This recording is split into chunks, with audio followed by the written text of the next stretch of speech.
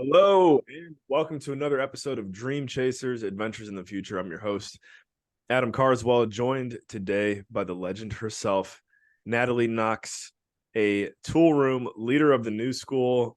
She just dropped a banger, absolute weapon, as we say in our industry, called Alma Mia.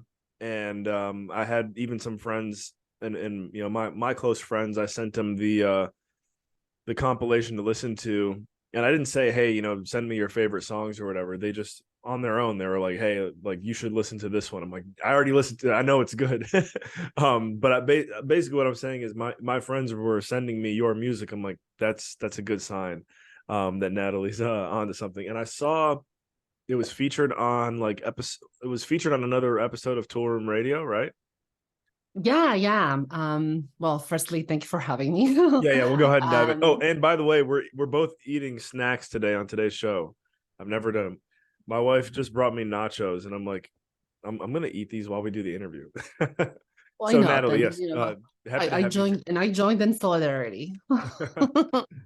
Yeah, so it got picked up initially for I think episode 702 or 703. I can't remember with precision. By Mark, and then he picked it up again for the one 2 weeks after. Yeah, he seems to be enjoying it fairly well. I saw that, and I'm not gonna lie, I was like, man, I wish they picked my song. And then this week they picked mine. So Yay, I we saw both that. we both made it. Congratulations. Yay. I shouldn't have been looking at it that way. I should have just been saying, you know what, Natalie is the best. I'm so happy for her, which I did. And now No, now, thank you. how did this journey begin for you, Natalie? How did you first how did you first discover Toolroom? And then we'll talk about the Academy. But how did you first discover Toolroom Records?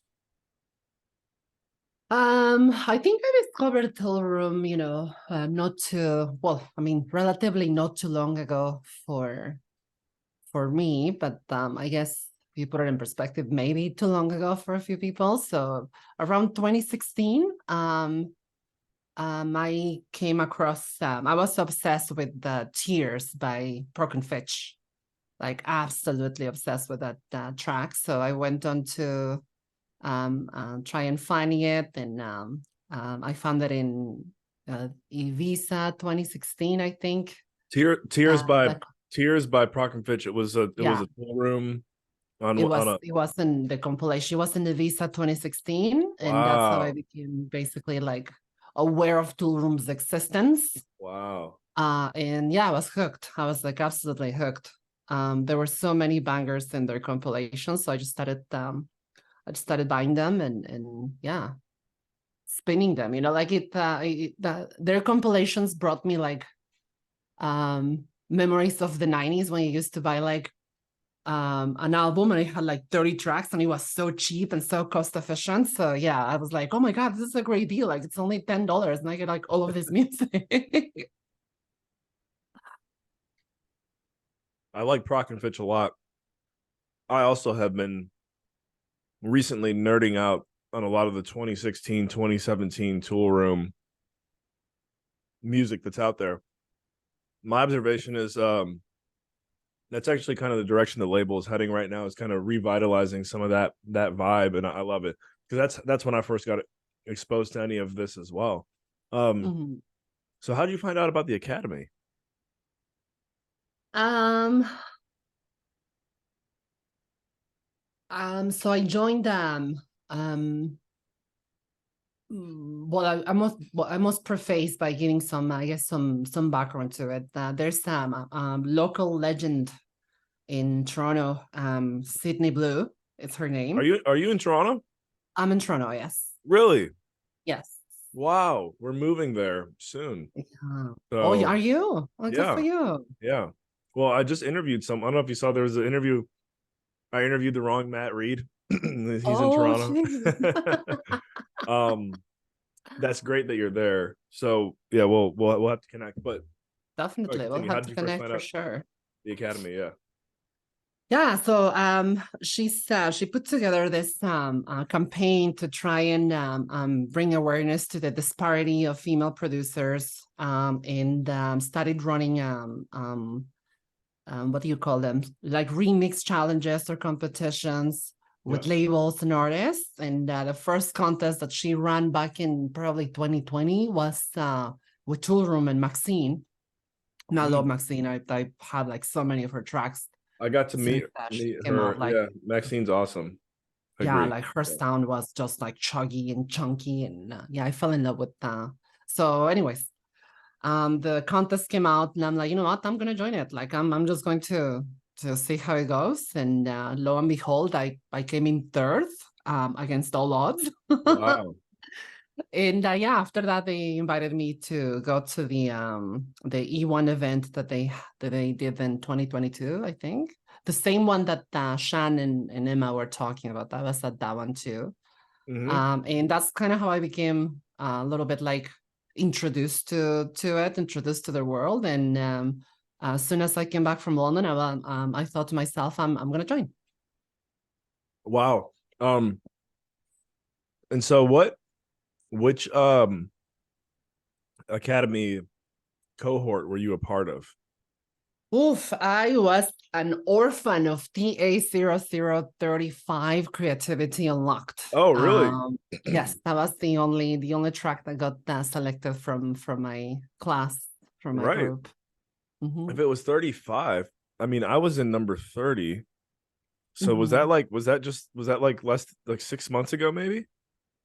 Yeah, actually, yes, it ran from November last year to March this year. Wow. Because we had rerun on the show, Mhm.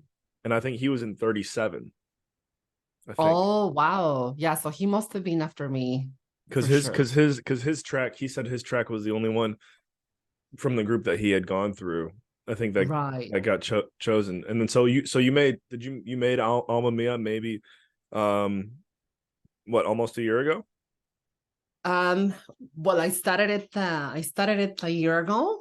I finished it this year in about probably March, in Yeah. April. That's when I put the final touches. It was my course track and it got picked up. Wow, good for you. I love hearing everyone's story on how their how their track got signed. You and Rerun were the students that I wish I was. Yeah. Oh, I remember sitting there in the A&R, everyone there, they're sharing their track that they've been working on for like 3 or 4 months. And Pete and I'm trying to think who was doing the A&R. Maybe it's Pete and Danny, I think, for our A&R, and you're just sitting there like sweating, hoping they like yours the most. Um, but the cool thing is the track that I made in my cohort, although it didn't get signed by Toolroom, it's going to actually be coming out this spring with another label, which I don't know if how much I'm allowed to say yet. But I didn't, you know what? I didn't even know that was a thing until I got into the academy. That like sometimes you can make music that gets signed like 1 year, 2 years later. So that's kind yeah. of, you sound like you are like that, right? Tell us about your Well, like. you know what? I, Yeah, go I ahead. kind of knew it from the academy as well, just because, prior to the academy, I didn't have anything signed. This is basically my first Oh, nice. track. Like, this So is my we're debut we're the track same. ever. We're the same then. So yeah, I had no clue throughout, the our lessons. I remember, I think Pete or Dean were saying, there's sometimes that you're going to be, your release date will be pushed back for whatever reasons. It could be beyond the label's control. It could be just whatever reason, your track might be sitting in a shelf for, up to a year and a half before it gets to see the light of day. Yep. And thank you for allowing me to eat these Oh, nachos no while we do the problem. interview. Let me join you. There we go. So what I'd like to know is what is your what is your musical background? I see you have the guitars behind you. You referenced buying an album in the 90s, so it sounds like you've just been surrounded by music for a large portion of your life. How Yeah, long so just tell us, walk us my through it. My background is primarily in rock and metal music. I'm a huge metalhead. So I've been playing guitar since I was probably like 17, 18 in the early 2000s. Um, so yeah, like I have dabbled in music making, composition, to some extent a little bit of production, but just in a different genre. So when I came into for example trying to make tech house or trying to make electronic music in general, It's a it new was a angle. familiar process. Just it was just different tools, different style, different way to do things, but it felt familiar. Interesting. In what way? Because for me, I've never, I played piano a little bit growing up, Mhm. and I do think that that helped. Like, you break out the piano roll in Ableton, you kind of understand what you're doing. But guitar seems very different from what I learned in the academy. But again, I have no connection to what it's like playing guitar. So, in what way do you feel like you see a similar pattern? Well, not so much guitar, but like making music prior, right? Like for example, for me, opening up like a Logic project to lay down, say, chords with drums and song structure, and then get out the piano and say put like texture pads, chords, arpeggios, and things like that. I think that it just opens up your musical vocabulary to understand the theory or the know-how a little bit better. So that's where, for me at least, it felt a little bit familiar in the sense that, okay, well, I know what they're talking about when they are doing this, or when they are showing this technique, or when they are showing this synthesizer, or things like that. Okay, love it. um, so what are you working on now? Ooh, um, I'm working Once you on. start, you can't stop. I I know know you that. can't stop. It's so addictive, yeah. So I'm working on two more. Um, right now I'm working actively on two more tracks that have original vocals. Mm, And I also am working on a track that's a reinterpretation of a traditional Mexican song that's not very well known. That's from the Huasteca region, which is where I'm originally from, where my mom is from. what So Huasteca geographic? music is super super lively and like just gets you ready for partying. So I was like, what if I blend this with this, and it's a marriage made in heaven. Right. What part of Mexico geographically is that? Like, what city? What's the biggest city It's close to it? it's considered the eastern portion of the country, so Veracruz, Tamaulipas, and Hidalgo. Yeah, so like the sort of like the Gulf Coast and a little bit of the inner lands. Near like Uh, Tampico, Tampico, Tampico, yes, Tampico, the yes, area. Veracruz. Yeah. Cool. Yeah, that's that part of Mexico, I think, at least across North America, kind of gets overlooked. Everyone talks about Riviera Maya, the Pacific, like Acapulco, right? Mexico City. So that's cool because I think you're bringing something that, to your point, has kind of been overlooked and is a good fit. If you hop into the Gulf of Mexico and go south a little bit to the Caribbean, that's where a lot of my influences come from. Now, I'm not from the Caribbean, but spent some good time there, and it's cool to bring these sounds into your vibe.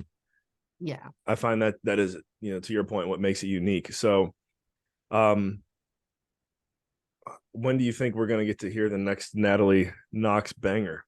What's it look Uh, that's a good question. I'm not sure. I mean, I think I'm trying mighty hard to maybe put the final few touches at the end of the month, beginning of November, and then I'll see about starting to get it shop around. Hopefully, will be picked up by Toolroom again, but we'll see. like? Hey, I don't want to I'm with like you. I don't want to get I like my didn't. hopes up. You start with Toolroom. That's how you. As far as I'm concerned, that's how you got to do it, right? Um, Why I not? guess we got lucky. I think for me, it was being naive. I didn't realize like how how challenging it could be sometimes to get Toolroom to pick up a track until talking to people, and then I'm like, wow, we got blessed to be signed Yeah. by them already, you know. So Oh, absolutely. how long have you Yeah, been? absolutely. I think I Go I ahead. shared the same yeah, I Sorry, I share was the talking. same experience with a few people, right? They've told me like it's really, really hard to get picked up by the by Toolroom. I think for me the realization came when, you know, I had my entire group of classmates and yeah, like only only mine got picked up.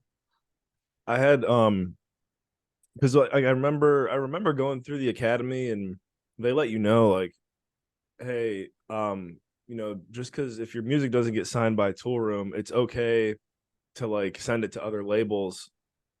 And I remember hearing multiple people say that. And I don't know about you. I feel like we're probably on the same page here. We're just like, I'm in the Toolroom Academy. Like, I won't settle for anything else. Like, I want Toolroom. I don't care about any other labels. I want Toolroom.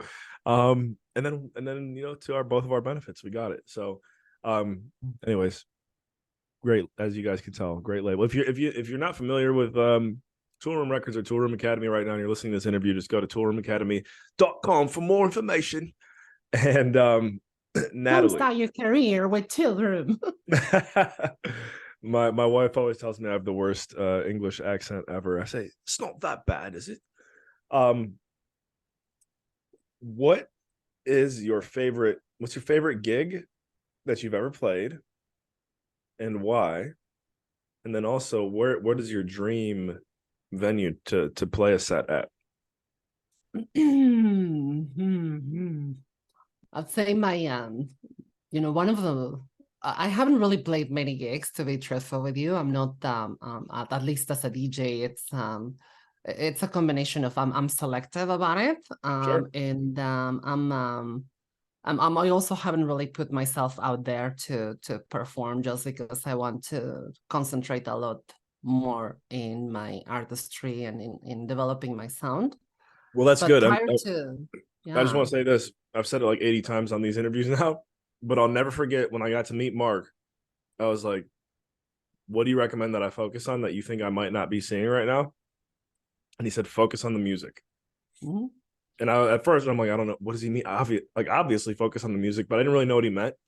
And then I thought about it, and everything that we're talking about here begins with like his creativity, your creativity, you know? Yeah, yeah. Great. That's great advice for sure. I think that, you know, that's something that I when I enterprised into this journey, I just wanted to make it about the music that I could create, finding my sound, finding my message, and then the gigs will come after. But yeah, prior to the pandemic, I think I played like a little hole in the wall type of joint with a couple of DJ friends, and I did a back to back with my fiance, and yeah, it's super memorable because we had the house absolutely like jumping, and just, you know, being with her behind the decks was fantastic. Was really, really, really great. Like a super memorable experience that was. Who knows? Maybe we'll repeat it in the future. Yeah. As for a dream place to play, you know what? I'm not sure. I mean, I'm a fairly humble person, so for me, I think that I guess basically like any club in the Tulum Strip would be like, yay, I made it. In what strip? In Tulum. Oh, Tulum. Nice. Mhm, mhm. Yeah, yeah, That would I be love cool. Tulum.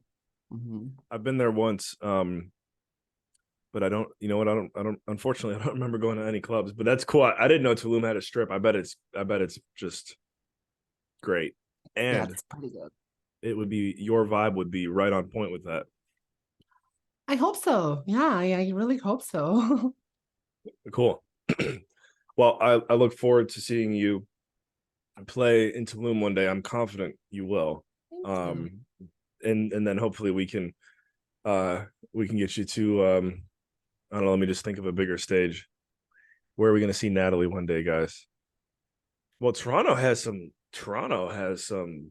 I'm Yeah, actually really happy that we're moving there because Toronto has some great ones. I mean, if I were to play Electric Island alone, that one would be like amazing. Like there it is, Electric Island, Natalie Nox, 2025, ladies and gentlemen. I'll see you there.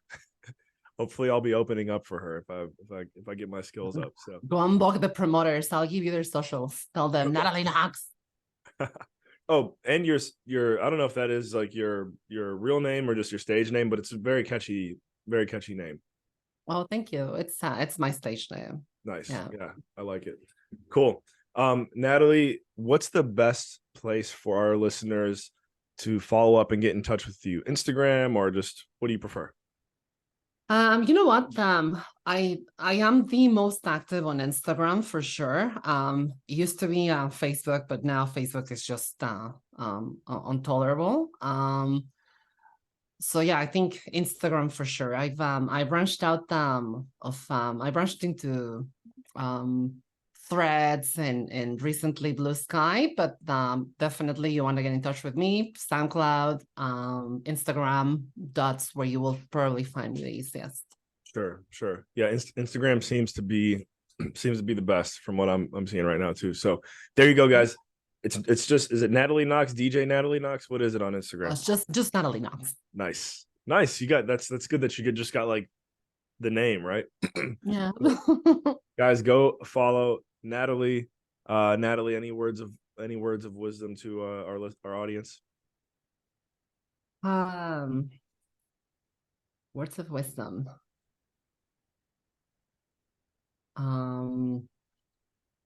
Maybe to Keep it someone real, go ahead. keep it humble, and always be yourself.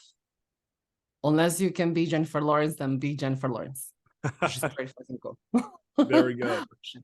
Take notes, ladies and gentlemen. Natalie, you rock, literally, and look forward to seeing you soon. Everyone, thank you for investing your most valuable resource with us here today, your time on Dream Chasers. We'll catch you in the next episode. I'm General Moses, Adam Carswell, whatever you want to call me. Take it to the next level. Thanks. Bye.